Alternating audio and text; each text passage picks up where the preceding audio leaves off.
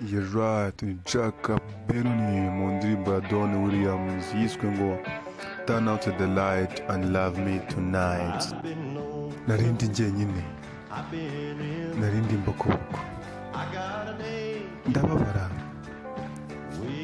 amwe hepfo hariya, nkeneye umuntu wamfata akankomeza, agakuraho umwijima, agafungura amatara, maze akanyikunda y'injoro.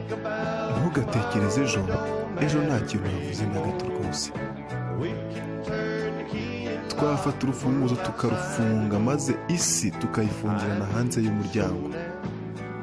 Ndagukeneye kano kanya, ngwino twigendere.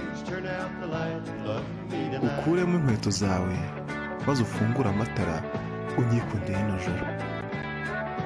Mbibutse ko muri kumwe na Jack Benoni, ntabareshya. Right. Ese ubu hari ikibazo ufite? Dore turi twenyine.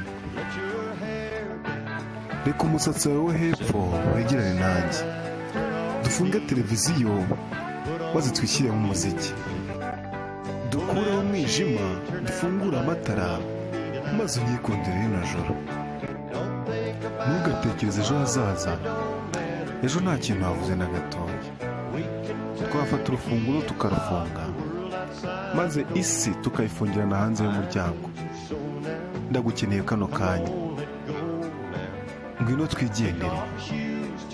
Ukuremo inkweto zawe, ufungure amatara, maze unyikundire y'injoro.